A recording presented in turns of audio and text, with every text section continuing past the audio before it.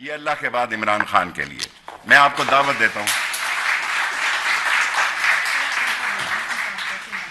یہ لانچ کریں آپ کے ساتھ. پھر میں آپ کو پاسپورٹ بھی پیش کرتا ہوں. بیٹے مجھے پتا نہیں کیسے ہوتا ہے.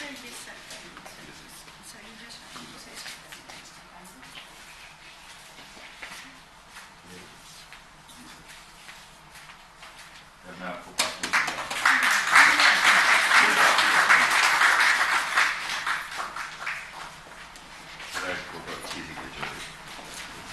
یہ رکھتا ہے.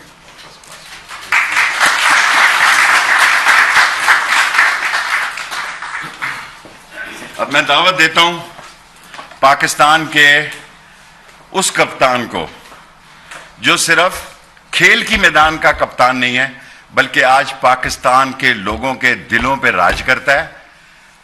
اور وہ بکاؤ مال اور وہ خرید و فروخت کرنے والے اور حرام کی کمائی ہوئی اس ملک کی دولت جن کے چہروں کو قوم دیکھنے کے لیے تیار نہیں ہے, جن کی نفرت کے خلاف لوگوں نے عمران خان کو ووٹ دیے ہیں, اسی عظیم انسان کو میں کال کرتا ہوں آئیں اور خطاب کریں. جناب عمران خان صاحب.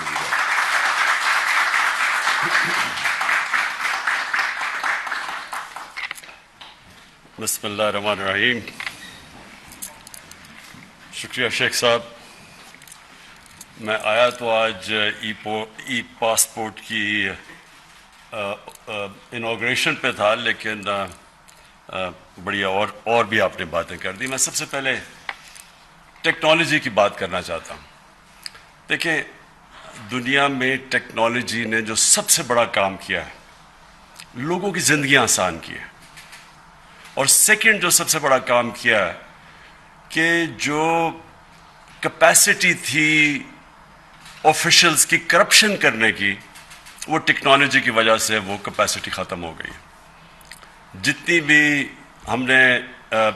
آپ ایکسپیریمنٹ کریں, اپنے تجربے سے دیکھیں, تو آج سے 22 سال پہلے شوکت خانم نے ہم نے پیپر لیس اپنا سارا سسٹم کر دیا تھا, اور ساری ہم نے ٹیکنالوجی کی وجہ سے سب کچھ, کوئی گنجائش نہیں رکھی کہ پرچیاں چلیں یا کچھ چلیں, جس کی وجہ سے بڑی لیول پہ کرپشن ہوتی تھی. اور اتنا زیادہ فرق پڑا ہاسپٹل پہ کہ ایک دم جیسی آپ نے پیپر لیس ہاسپٹلس کے سسٹم کیے, کرپشن بھی چھوٹی موٹی جو دوائیوں کے اندر پرچیوں پہ ہوتی تھی وہ ختم ہو گئی, ٹرانسپیرنسی آ گئی. اگر کوئی بھی غلطی ہوتی تھی تو وہ 2 منٹ کے اوپر پکڑی جاتی تھی. تو میں نے تب سے سوچا تھا کہ پاکستان کے اندر یہ جو پیٹی کرپشن ہے, دیکھیں 2 قسم کی کرپشن ہوتی ہے. ایک ہوتی ہے بڑے پیمانے میں, مثلا بڑے بڑے کانٹریکٹس کے اوپر کرپشن کی جاتی ہے. مثلا نیشنل ہائی وے اتھارٹی, اس پہ جو کرپشن کی گئی ہے وہ آپ اندازہ نہیں لگا سکتے, جو ملک کو نقصان پہنچاتی ہے. کہ اگر 2013 کے کانٹریکٹس جو نیشنل NHA کے کانٹریکٹ سڑکوں پہ دے رہے تھے, اور 2021 میں 23 کروڑ فی کلومیٹر کم پہ دے رہے تھے, تو آپ خود اندازہ لگائیں کہ کتنا زیادہ مارجن تھا جس کے اوپر پیسہ بن رہا تھا فی کلومیٹر. اور ہم نے جب وہ کیلکولیٹ کیا جتنی سڑکیں بنائی گئی, تو 1000 ارب روپے کی اس کے اوپر سائفن آف کیا گیا تھا, پیسہ سڑکوں سے نکالا گیا تھا, لوگوں کی جیبوں میں گیا تھا. تو یہ ساری چیزیں جیسی آپ ای ٹینڈرنگ کرتے ہیں, جتنی آپ ٹیکنالوجی کا استعمال کریں گے, یہ کرپشن نیچے آ جائے گی ملک میں. تو مجھے اس کی سب سے زیادہ خوشی یہ ہے کہ جو عام ہمارا اس ملک کا جو مزدور, جو سب سے بڑا اثاثہ ہے, جو جا کے باہر محنت کرتا ہے, 12 گھنٹے کام کرتا ہے, اپنی سیونگز پاکستان بھیجتا ہے, اور اس کے اوپر یعنی ریکارڈ ریمیٹنسز آئی ہیں پاکستان میں. 31 ارب ڈالر کی ریمیٹنسز آئی ہیں, جس کی وجہ سے اللہ کا کرم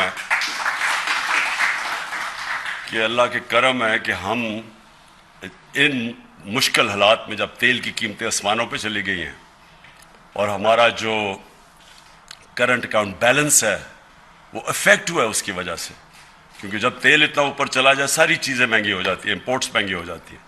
تو یہ ہمارے بیرون ملک پاکستانی محنت کش لوگ ہیں جن کی پیسے کی وجہ سے آج ہماری اکانومی سسٹینیبل ہے. تو ان کے لیے جتنی بھی ہم آسانیاں پیدا کریں ملک کا ہی فائدہ ہے, انسانیت کا بھی فائدہ ہے, کیونکہ وہ غریب ترین لوگ ہوتے ہیں. جس طرح میں نے کہا 12 گھنٹے کام کرتے ہیں, پیسے سیو کرتے ہیں, گھر بھیجتے ہیں, اور میں نے بڑی مشکلات کا ان کو سامنا کرنا پڑتا ہے. ایئرپورٹ کے اوپر بیچارے پھنس جاتے ہیں, پھر جا کے جدھر وہ آفیسز میں جاتے ہیں بیچارے دھکے کھاتے پھرتے ہیں.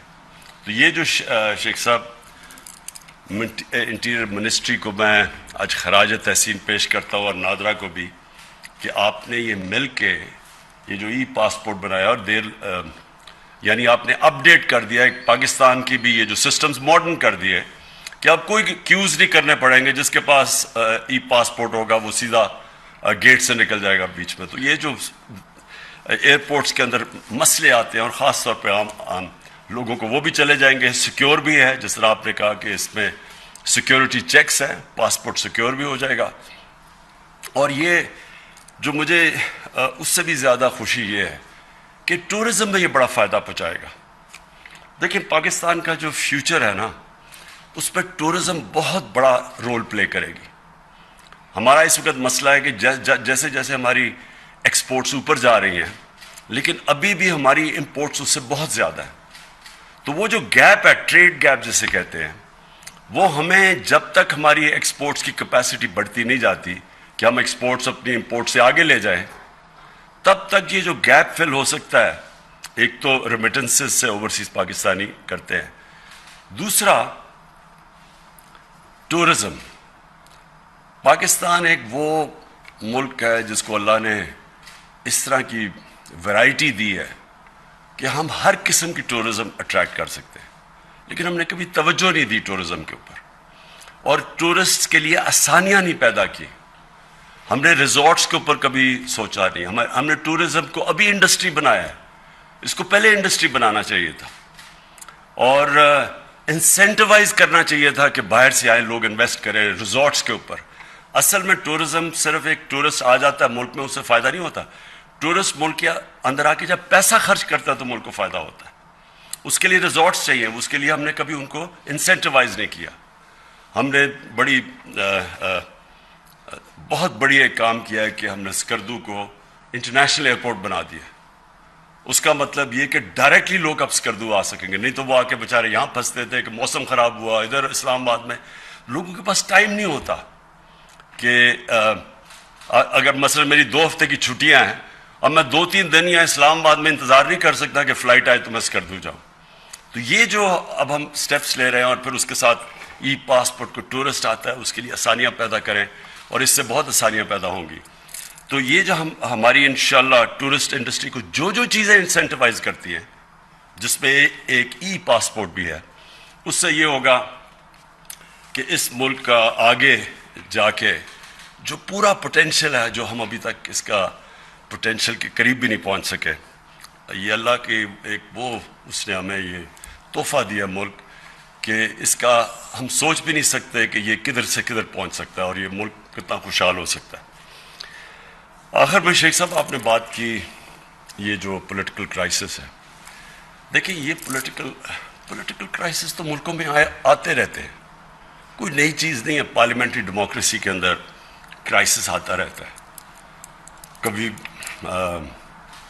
مثلا لوگوں کو اپنی پارٹی کے اندر کانفیڈنس چلا جاتا ہے, نو کانفیڈنس ووٹ ایک جائز جمہوری طریقہ ہے. اس کرائسس کا یہ ہے ایک فورن امپورٹڈ کرائسس, یہ ایک باہر سے سازش ہے پاکستان کے خلاف, اور یہ سازش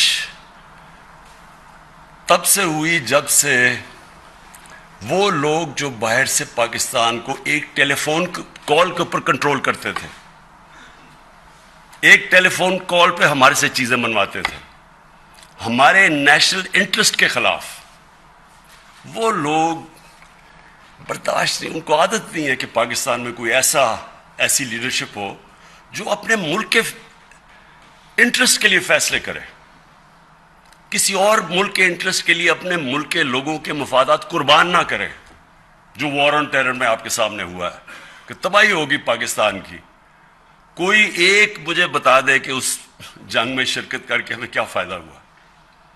صرف نقصان ہی نقصان ہوا ہمارے معاشرے کے اندر. جو بیچارے, اور خیر میں تو کتنے ہسپتال گیا, لوگ بیچارے قسم کی ٹانگیں نہیں ہیں, بازیں نہیں ہیں, کوئی پیرالائز ہو گئے جو بچے تھے. یہ بومب اٹیکس جو ہوئے تھے 80,000 لوگ ہمارے مر گئے. لیکن جو قبائلی علاقے کے لوگوں سے ظلم ہوا ہے, ہم تو دور تھے یہاں, ہمیں تو پتہ نہیں ان سے کیا ہوا ہے. جہاں ڈرون اٹیکس, وہاں جو تباہی مچی, وہاں 35 لاکھ لوگوں نے نقل مکانی کی. زکوٰۃ دینے والے اوور نائٹ زکوٰۃ دینے والے بن گئے. کسی نے نہیں پوچھا کہ یہ کیوں ہوا. یہ سب کچھ ہر چیز کی پوسٹ مارٹم ہوتی ہے, اس لیے کہ ہم نے اپنے ملک کے انٹرسٹ کو قربان کیا کسی اور ملک کے کو فائدہ پہنچانے کے لیے, جس نے اپریشیٹ بھی نہیں کیا.